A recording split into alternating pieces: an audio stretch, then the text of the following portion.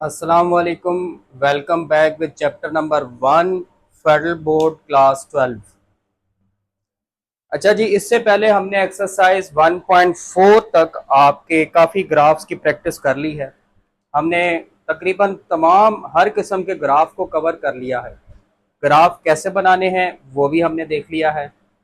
अच्छा, ग्राफ बनाने के लिए ना अब आपको अव्वल तो ये है कि ग्राफिकल कैलकुलेटर की ज़रूरत पड़ेगी। मैं कोशिश करूंगा कि उसकी एक छोटी सी शॉर्ट वीडियो बनाकर आपको वो भी दे दूं कि आपने ग्राफिकल कैलकुलेटर को कैसे यूज़ करते हुए ग्राफ ड्रॉ करने हैं, क्योंकि उसमें आसानी हो जाती है ग्राफ बनाने में और वेरीफाई भी हो जाता है कि ग्राफ कैसे बनना है। तो वो भी इंशाल्लाह मैं आपके साथ शेयर करूंगा। तो अब हम लास्ट एक्सरसाइज की तरफ जा रहे हैं। आपके पहले चैप्टर की लास्ट एक्सरसाइज 1.5, और 1.5 से पहले कुछ थ्योरेटिकल चीजें हैं वो आपने ज़हन में रखनी है, वो समझनी है। उसके बाद फिर आप एक्सरसाइज स्टार्ट करेंगे तो आपके लिए एक्सरसाइज प्रॉब्लम नहीं रहेगी। तो आज का आपका टॉपिक है transformation of graph through vertical shift, horizontal shift and scaling. कि आपने आज पढ़ना है कि हम किस तरह से ग्राफ को वर्टिकली हॉरिजॉन्टली शिफ्ट कर सकते हैं और उसकी स्केलिंग कैसे कर सकते हैं। अब ये चीजें क्या है, horizontal shift, vertical shift, scaling, ये सारी आज की वीडियो में मैं कवर करूंगा। तो सबसे पहले तो आप ये समझें कि वर्टिकल एंड हॉरिजॉन्टल शिफ्ट क्या है। तो नाम से जाहिर हो रहा है वर्टिकल और हॉरिजॉन्टल शिफ्ट, यानी कि आपका ग्राफ या तो वर्टिकली ऊपर और नीचे चला जाएगा या लेफ्ट और राइट चला जाएगा। ठीक है, शिफ्ट होगा, या तो ग्राफ ऊपर शिफ्ट हो जाएगा या नीचे शिफ्ट हो जाएगा या दाएं शिफ्ट हो जाएगा या बाएं शिफ्ट हो जाएगा। तो ये शिफ्टिंग कैसे होती है आपने ये समझना है। तो सबसे पहले देखिए वर्टिकल एंड हॉरिजॉन्टल शिफ्ट के बारे में बुक में लिखा हुआ है। क्या shift is a rigid translation. क्या शिफ्ट क्या होती है, एक रिजिड ट्रांसलेशन होती है। अब रिजिड ट्रांसलेशन क्या है, यहाँ पे वर्ड यूज हुआ है रिजिड ट्रांसलेशन। इसी के बारे में उसने आगे बताया हुआ है कि a shift is a rigid translation as it does not change the shape and size of the graph of function। कि रिजिड ट्रांसलेशन एक ऐसी ट्रांसलेशन होती है जिसके अंदर ग्राफ की ना तो शेप चेंज होती है और ना ही ग्राफ का साइज चेंज होता है।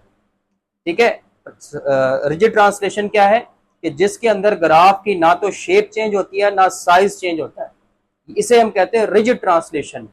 और अगर ग्राफ की शेप या साइज चेंज हो तो उसको हम नॉन रिजिड ट्रांसलेशन कहते हैं। वो आगे टॉपिक आएगा। तो कहता है अ shift only changes location of graph.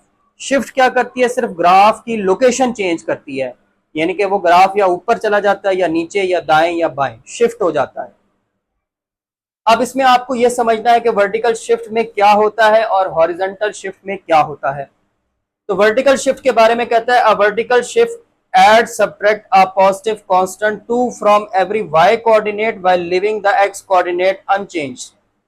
कि अगर आप फंक्शन के y कोऑर्डिनेट में, अगर आप फंक्शन के y कोऑर्डिनेट में कोई कांस्टेंट ऐड कर दें या सब्ट्रैक्ट कर दें, x को ना छेड़ें, x सेम रहेगा।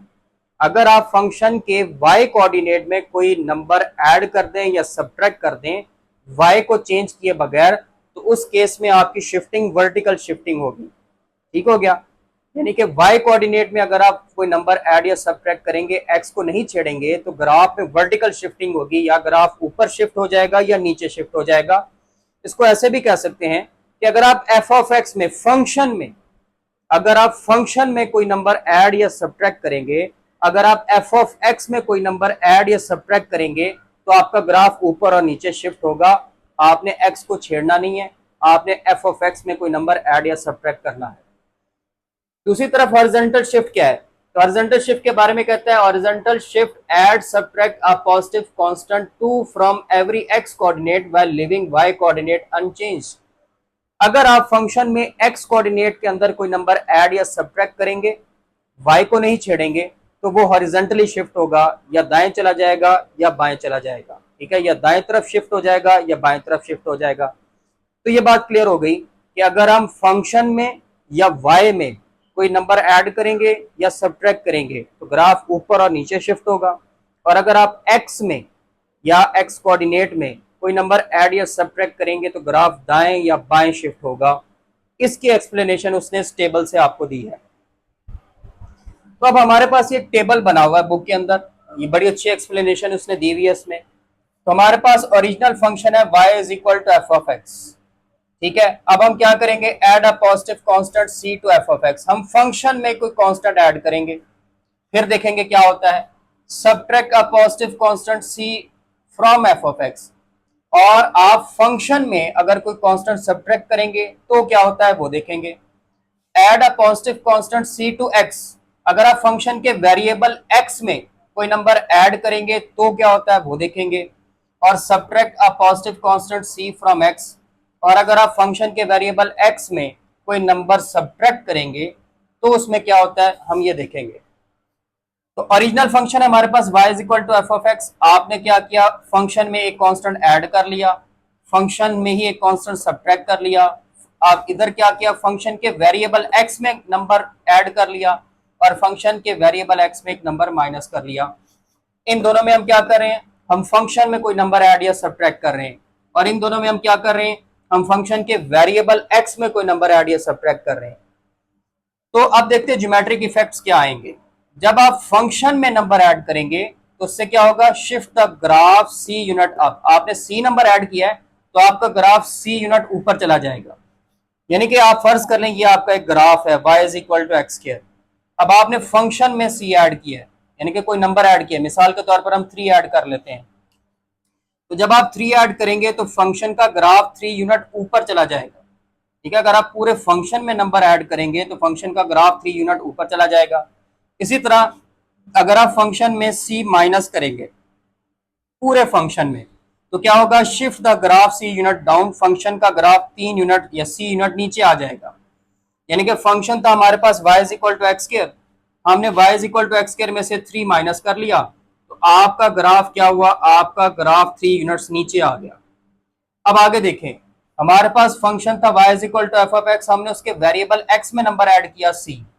जब हमने उसके वेरिएबल में नंबर ऐड किया c तो ग्राफ लेफ्ट साइड पे शिफ्ट होगा, ऐड करने से लेफ्ट साइड पे शिफ्ट होगा। तो shift the graph c unit left.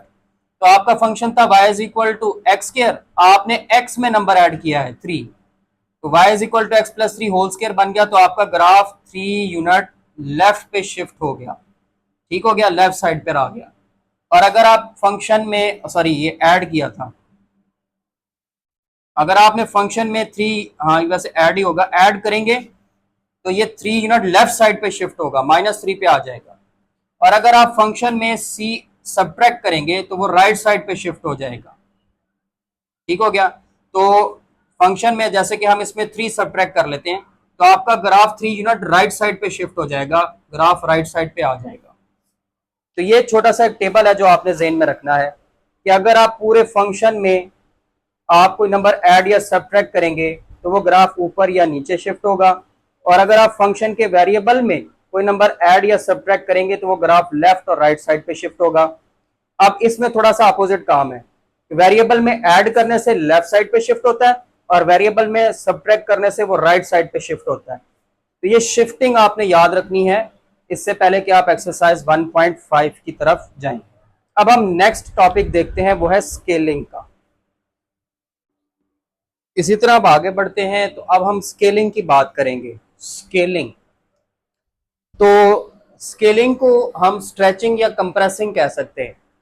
Scaling का मतलब है कि या तो ग्राफ आपका स्ट्रेच होगा, कंप्रेस होगा या स्ट्रेच होगा, यानी कि या सिकुड़ जाएगा या फैल जाएगा। ठीक है, वो आप कैसे होगा, तो इसके बारे में पहले वो लिखता है कि scaling is a non rigid translation. पहले बता चुका हूं कि ये नॉन रिजिड ट्रांसलेशन होती है। अब वो क्या होती है, in which shape and size of the graph is altered या चेंज, जिसके अंदर ग्राफ की जो शेप है वो या साइज है वो चेंज हो जाएगा। ग्राफ की शेप भी चेंज हो जाएगी, ग्राफ का साइज भी चेंज हो जाएगा। A scale will multiply divide coordinates and this will change the appearance as well as the location। अब ये स्केल क्या करेगा, ये जो कोऑर्डिनेट्स हैं आपके, या x कोऑर्डिनेट है या y कोऑर्डिनेट है, तो उसको किसी कांस्टेंट से मल्टीप्लाई या डिवाइड करेगा और उससे क्या होगा, उससे कहता है कि उसकी अपीयरेंस भी चेंज हो जाएगी और उसकी लोकेशन भी चेंज हो जाएगी। अब आपने देखना है वर्टिकल स्केलिंग और हॉरिजॉन्टल स्केलिंग। अब वर्टिकल स्केलिंग क्या है, ठीक है, यानी कि जो आपका ग्राफ होगा वो वर्टिकली या तो सिकुड़ेगा या फैलेगा। यानी कि आपका जो ग्राफ है वो वाई एक्सिस के साथ या तो सिकुड़ जाएगा या वाई एक्सिस के साथ फैल जाएगा। तो इसके लिए लिखा है a vertical scaling multiply divides every y coordinate by a constant by leaving x coordinate unchanged. कि वर्टिकल स्केलिंग में क्या होगा, जो आपका वाई कोऑर्डिनेट होगा या जो फंक्शन होगा, पूरे का पूरा फंक्शन होगा, वाई कोऑर्डिनेट कह दें या पूरे का पूरा फंक्शन कह दें। कहता है कि अब जो वर्टिकल स्केलिंग है उसमें क्या होगा, उसमें जो वाई कोऑर्डिनेट है या जो पूरे का पूरा फंक्शन है वो किसी नंबर से मल्टीप्लाई होगा या डिवाइड होगा। ठीक हो गया, तो उससे वर्टिकल स्केलिंग होगी। तो इसके लिए उसने अलग टेबल बना के एक्सप्लेन किया है। फिर हॉरिजॉन्टल शिफ्ट या हॉरिजॉन्टल स्केलिंग, शिफ्ट नहीं वर्ड यहां पे यूज होगा, अब हॉरिजॉन्टल स्केलिंग।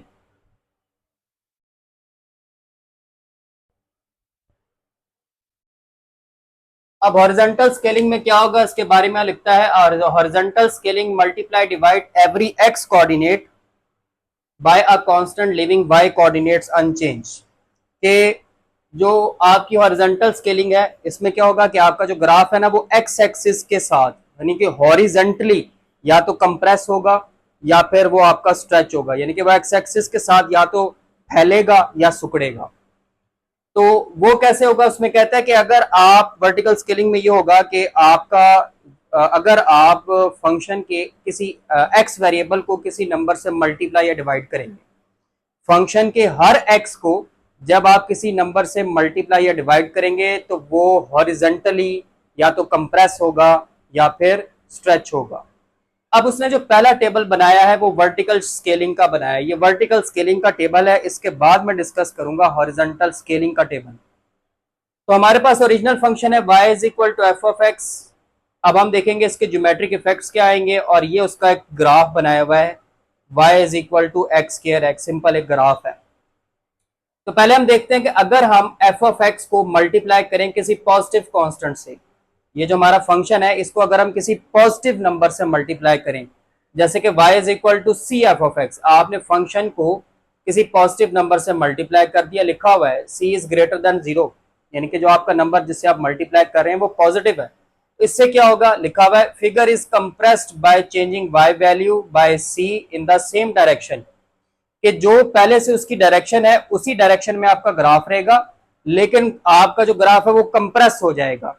तो आपका फर्ज करें ये ग्राफ था y is equal to x square, तो ये क्या होगा, ये आपका ग्राफ थोड़ा सिकुड़ जाएगा। कितना सिकुड़ेगा, जिस नंबर से आपने मल्टीप्लाई किया है उतने टाइम्स वो सिकुड़ जाएगा। तो हमने क्योंकि इसको c से मल्टीप्लाई किया तो ये आपका ग्राफ y एक्सिस के अलॉन्ग पहले थोड़ा फैला हुआ था, अब थोड़ा सिकुड़ जाएगा और ग्राफ ऐसे आ जाएगा। दूसरे केस में देखें, जब हम मल्टीप्लाई करते हैं किसी फंक्शन को किसी नेगेटिव कांस्टेंट से, ठीक है, ये हमारा फंक्शन था y is equal to F of x, हमने उसको c से मल्टीप्लाई किया लेकिन c अब एक नेगेटिव नंबर है, तो उससे क्या होगा, वो कहता है figure is compressed by changing y value by c in opposite direction, कि एक तो फिगर आपकी कंप्रेस होगी, पहले वो थोड़ा सा ग्राफ फैला हुआ था अब सिकुड़ गया, कंप्रेस होगा, और उसकी डायरेक्शन भी चेंज हो जाएगी। अगर आप फंक्शन को किसी नेगेटिव नंबर से मल्टीप्लाई करेंगे तो आपका ग्राफ सिकुड़ेगा भी और उसकी डायरेक्शन भी चेंज हो जाएगी, पहले ऊपर की तरफ ओपन हो रहा था अब नीचे की तरफ ओपन हो गया। आगे देखते हैं, कहते हैं divide f of x by a positive constant c। अगर आप किसी फंक्शन को किसी पॉजिटिव नंबर से डिवाइड करेंगे, y is equal to F of x by c, अब c आपका पॉजिटिव नंबर है, तो क्या होगा, figure is stretched, figure stretch हो जाएगी, फैल जाएगी, इन द सेम डायरेक्शन, उसी डायरेक्शन में। तो आप देखिए आपका ग्राफ उस पहले से ज्यादा फैला हुआ है और उसी डायरेक्शन में फैला हुआ है। तो अगर आप किसी पॉजिटिव नंबर से डिवाइड करेंगे तो स्ट्रेच हो जाएगा, फैल जाएगा सेम डायरेक्शन में। और आगे लिखता है divide f of x by negative constant c। अगर आप किसी फंक्शन को किसी नेगेटिव नंबर से डिवाइड कर देंगे, नेगेटिव नंबर से, तो वो स्ट्रेच होगा लेकिन अपोजिट डायरेक्शन में। अब आप देखिए यहाँ पर आपका ग्राफ पहले से ज्यादा फैल चुका है लेकिन डायरेक्शन भी इसकी अपोजिट हो गई है क्योंकि आपने नेगेटिव नंबर से मल्टीप्लाई किया है। तो ये आपका वर्टिकल स्केलिंग के हवाले से था। अब हॉरिजॉन्टल स्केलिंग के हवाले से आगे मैं आपको बताता हूं कि वो कैसे होगा। ये आ गया अब आपका हॉरिजॉन्टल स्केलिंग के हवाले से। तो बातें सारी वही पुरानी हैं, लेकिन अब हम हॉरिजॉन्टल स्केलिंग को देख लेते हैं इस टेबल के मुताबिक। अब हमारे पास फिर ओरिजिनल फंक्शन वही है y is equal to F of x, y is equal to F of x. Geometric effects देखेंगे और उसने ग्राफ अब थोड़ा सा डिफरेंट दिया है। ये ग्राफ अब आप देख लें, अब हम हॉरिजॉन्टल स्केलिंग की बात कर रहे हैं, तो आपके ग्राफ ने अब एक्स एक्सिस के साथ साथ या तो फैलना है या सिकुड़ना है। तो देखिए, पहला केस है कि जब आप फंक्शन में एक्स को किसी पॉजिटिव कांस्टेंट से मल्टीप्लाई करेंगे, यानी कि फंक्शन में हर एक्स को किसी पॉजिटिव नंबर से मल्टीप्लाई करेंगे, जैसे कि यहाँ पे लिखा हुआ है y is equal to F of C X. C अब एक पॉजिटिव नंबर है, तो क्या होगा, फिगर इज कंप्रेस्ड, ठीक है, by changing x value by c in the same direction. कि जो आपकी फिगर है ना, वो पहले की निस्बत थोड़ी सी कंप्रेस हो जाएगी एक्स एक्सिस के अलाउंग। पहले आप देखें एक्स एक्सिस पे वो थोड़ा ज्यादा फैला हुआ था, अब वो एक्स एक्सिस पे कम फैला हुआ है। तो आपका जो ग्राफ है वो एक्स एक्सिस पे कंप्रेस हो जाएगा और डायरेक्शन भी उसकी वही रहेगी। लेकिन अगर आप मल्टीप्लाई करें एक्स को किसी नेगेटिव कांस्टेंट से, multiply x by a negative constant c, y is equal to F of C x. हमने x को c से मल्टीप्लाई किया, लेकिन अब c जो है वो नेगेटिव कांस्टेंट है, तो क्या होगा, figure is compressed in opposite direction. कि अब जो आपकी फिगर है, जो ग्राफ है, वो एक्स एक्सिस पे कंप्रेस होगा, लेकिन उसकी डायरेक्शन अपोजिट हो जाएगी। पहले वो आप देखिए राइट से लेफ्ट की तरफ जा रहा है, तो अब वो लेफ्ट से राइट की तरफ जा रहा है। एक तो डायरेक्शन उलट हो गई और वो एक्स एक्सिस पे थोड़ा सा कंप्रेस भी हो गया है। अब आगे देखें, अगर आप डिवाइड करेंगे x को किसी पॉजिटिव कांस्टेंट से, y is equal to F of x by c, positive number से आपने डिवाइड किया हर x को, figure is stretched, figure stretch हो जाएगी एक्स एक्सिस पर सेम डायरेक्शन में। अब देखिए आपका जो ग्राफ हो पहले की निस्बत ज्यादा फैल गया, एक्स एक्सिस पे स्ट्रेच हो गया है। और divide x by negative constant, अगर आप किसी फंक्शन में हर वेरिएबल हर एक्स को सी से डिवाइड कर देंगे, लेकिन सी एक नेगेटिव नंबर है, तो स्ट्रेच तो होगा लेकिन डायरेक्शन भी अपोजिट हो जाएगी। Figure is stretch by changing x value by c in opposite direction, तो अपोजिट डायरेक्शन में वो फैल जाएगा। तो ये आपकी हॉरिजॉन्टल और वर्टिकल स्केलिंग थी। ये आपका जो है ना वो बेसिक कॉन्सेप्ट एक्सरसाइज 1.5 का, जिसमें अब आपने एक ही ग्राफ के अंदर हॉरिजॉन्टल वर्टिकल जो है ना शिफ्टिंग दोनों करनी होंगी। आपके मल्टीपल ग्राफ बनेंगे एक ही एक्सिस में, तो अगर आपको ये बातें पता होंगी तो फिर आप ही वो उसका ग्राफ बना सकेंगे। तो लिहाजा ये वीडियो लाजिम है आपके एक्सरसाइज 1.5 के लिए। बाकी ये है कि आप चैनल को लाइक और सब्सक्राइब ज़रूर करें। इंशाल्लाह आपकी नेक्स्ट वीडियोस आती रहेंगी, आपका पूरा सिलेबस कवर होगा, आपको बहुत ज़्यादा हेल्प होगी आपके एग्ज़ाम पॉइंट ऑफ व्यू से। चलें फिर इंशाल्लाह मिलते हैं अगली वीडियो में, तब तक के लिए अल्लाह हाफ़िज़।